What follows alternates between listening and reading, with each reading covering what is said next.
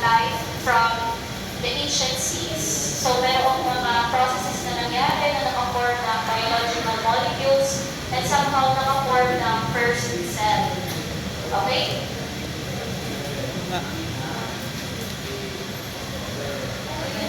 Next set na.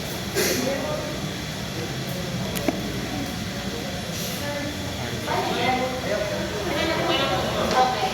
Climate and geography has changed over time. So iba ang climate before sa climate ngayon.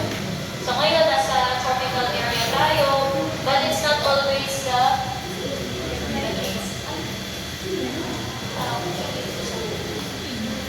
Susi po ko M4. Okay.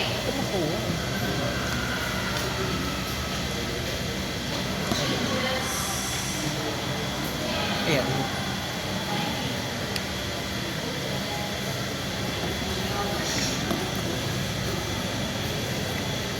So it influenced evolution of organisms. Influence ang climate and geography sa evolution of organisms. Anyone from the group? Yes, this siya.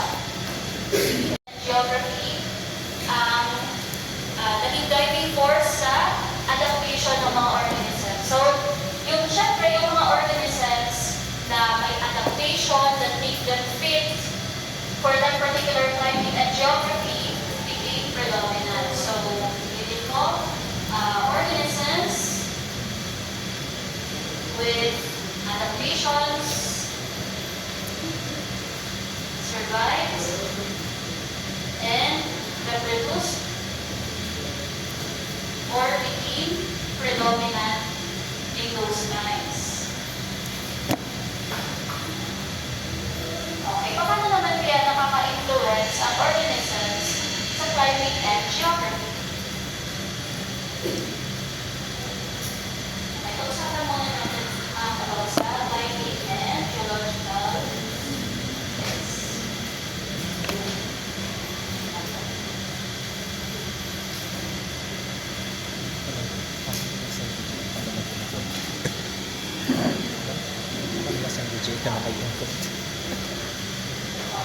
So, the different shifts in climate, like the warming, ice ages, it changed ecosystems.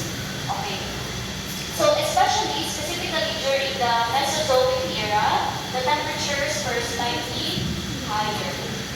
Okay. During the Mesozoic era, higher ang temperatures. And because of this, nagkaroon ng changes sa ecosystem. During the ice ages, syempre ice age, cooler temperatures, so nag-change ulit ang mga ecosystem. The different geological forces reshaped habitats. Okay, so very active ang early Earth, meron ng maraming active volcanoes, at meron mga islands na na-form. Specifically, yung mga islands sa Hawaii, it formed from intense volcanic activity and it became a wellspring of a diversity of flora and fauna. Okay. Siyempre, earthquakes. So because of the earthquakes, nag-change ang landscapes. And then ang mountains, they also influence the weather. Iba ang weather sa isang side ng mountain sa other side ng mountain. So, discuss niya yan sa Earth Science. And then we have continental drift. Okay. So, ano ibig sabihin ng continental drift? So, ano yung continental drift theory? So, based from that theory, dito, yes, Alfred Wegener. Anyone from the group?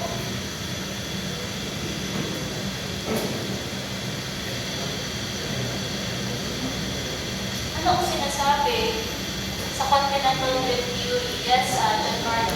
The continental drift theory by Alfred Wegener essentially just says na the locations of the continents now were not originally where it was many years ago, meaning that the continents slowly drift away from each other or are being rotated on. the Earth's surface po, with the water. And before we moved away, we were connected together in one supercontinent called Nigeria. Pangaea. Anong tawag sa northern part? Sorry siya. Lower part? Okay, Gondwana or Gondwana na. Okay. So, ano yung mga evidence ng continental drift? Yes, Sir Rina.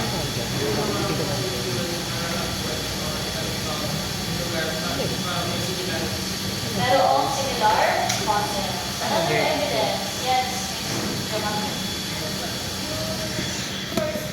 oxygen sa atmosphere natin because of early photosynthetic life. And because of these organisms, yun, nag-decrease ang carbon dioxide levels sa Earth. Bumaba ang carbon dioxide levels sa Earth. So, naging cooler ang Earth. Okay? And then, sa oceans before, evidence from oceanic rocks point out na meron ng iron and oxygen sa ancient seas. And then, organisms held cycle elements like carbon and nitrogen. Okay, so paano nakaka-affect ang organisms sa climate and geography? Ano? Ano sila nakaka-affect? Yung chemical cycles. Yung pag-cycle ng carbon, nitrogen, and oxygen. Sa pag-cycle ng carbon, diba? Plants, autotrophic organisms,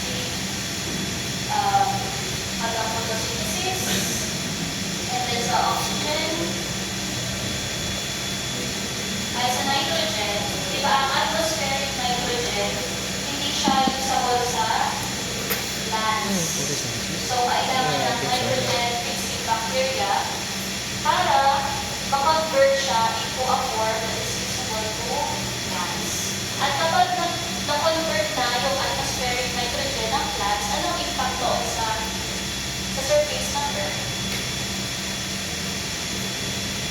Yun ang mag-determine ng spread or ng pag-receive ng mga deserts and grasslands. So kapag okay dahil because of nitrogen fixation, dumadami ang plants, naging widespread na ang plants, and nakakakonduct sila ng photosynthesis. Okay, sa oxygen naman, respiration. Okay, ano ba yung effect ng organisms sa physical Earth?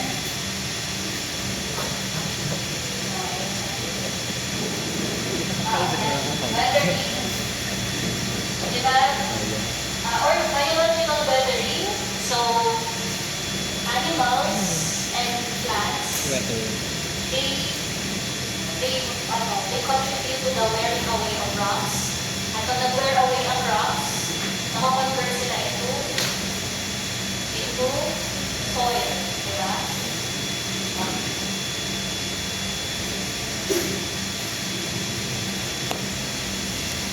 Okay na. Any question? Any question?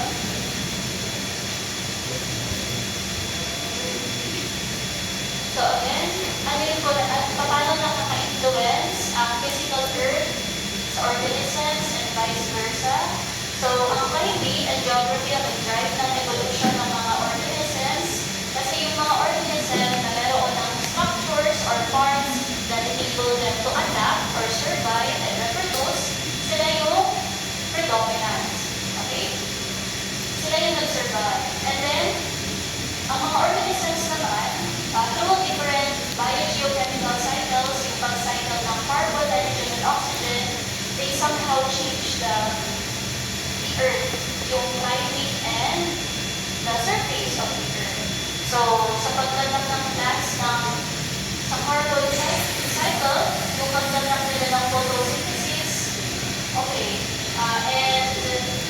is the full cycle ng oxygen, photosynthesis and respiration, they are connected. So, meron din ang influence sa atmosphere natin, di ba? And then yung nitrogen cycle, yung atmospheric nitrogen na hindi siya usable sa plants. Through nitrogen-fixing bacteria, na ano siya, nagagamit siya ng plants para mag-enrich ang soil. At Mall ba yun? because of nitrogen fixation, nag-determine ito ang pag-spread ng or pag-receive ng grasslands and deserts. Okay, so in your notebook, please read this paragraph, and then you're going to fill out this table. Okay, so ilalagay ninyo based on sa information na nasa paragraph kung ano ang type of dating, kung relative or ratiometric, and then give your classification. Okay. Here is the picture na po muna ito na table.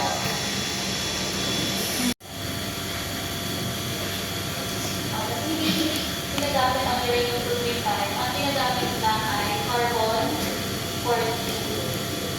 And ang pwede magamitan ng carbon 14 is yung mga mummified na fossils, mummified na bones, teeth, yeah, mga gano'n. So, dito sa example, ano yung ginamit na bakit dito sa large herbivorous dinosaur? Uranium and lead. Okay. Ang volcanic ash. Diba? Naging reference ang volcanic ash na ginamitan ng uranium-235 and lead-207. Basta plants, hindi ginagamitan ng uranium-235 ang sedimentary rock, only the igneous and metamorphic rock. And as you all know, hindi naman po nag-form ang fossil sa igneous and metamorphic rock. Hindi doon possible mag-form. Pero, pwede silang maging reference. Yung nearby na index fossils and nearby na igneous and metamorphic rock, because they can be treated for uranium-235, using uranium-235. And ang disadvantage ng carbon-14 is only fossils na dated less than 60,000 years ang pwede magamit doon. So kaya, ginagamit na reference surrounding na igneous and metamorphic rock because pwede silang gamitan ng uranium-235 na isotope. Okay, so let's discuss dating clue. Please read and then give your answer. Anyone? Volcanic ash layer above the fossil, type of dating? Volcanic ash. Relative. Yan, radiometric dating. Kasi ginamitan siya ng uranium-235 isotope. Next, presence of Stegosaurus and Allosaurus. Relative. Bakit relative? They are index fossils. Next, found in the Morrison Formation. Relative dating. Okay, so wala naman siya ng numerical age. Next, estimated fossil age is around 150 million years. Radiometric. Bakit siya radiometric? Yeah. Numerical age. And ano ang basis nito na 150 million years? Okay. Yung isotope na ginamit sa volcanic ash. Next, fossil lies below a known dated layer. Relative. Relative dating. Okay. Kasi nga, pag relative dating, yung ginagamit ko ay ang position niya sa isang layer. Okay. For one. Okay. Based on 150 million years old na age, sa anong period kaya siya? Okay, let me find like this. Okay, anong period kaya siya? 150 million years? 150 saan?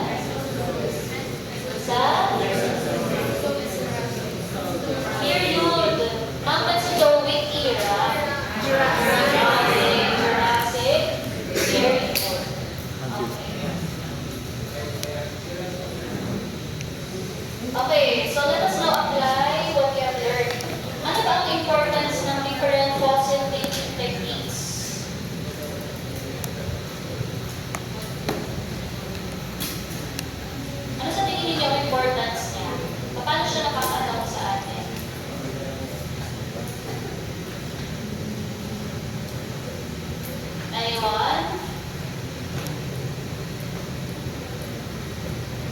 Fossils help us get a glimpse of the ancient past. And as we all know sa discussion natin, based from fossils, natututunan natin about sa ancient environment in terms of climate and geography and how organisms have also influenced climate and geography. Any answer?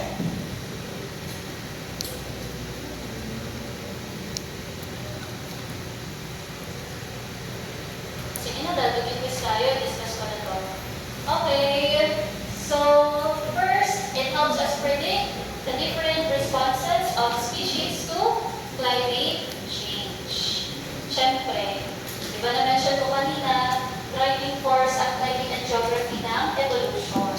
So nalalaman natin anong klaseng mga organisms ang nag-survive sa isang particular na climate. Certain temperatures, certain conditions in the environment. Next, to help us understand ecosystem recovery after ang mga mass extinctions. So, paano ba nakaka-recover ang environment after that? Anong mga plants ang nag-thrive or animals ang nag-thrive after that? And to guide the discovery of natural resources. Kasi ang existence ng fossils, it is usually linked to oil and natural gas. They are linked to existence of oil and natural gas. Okay. Let's talk about Middle East.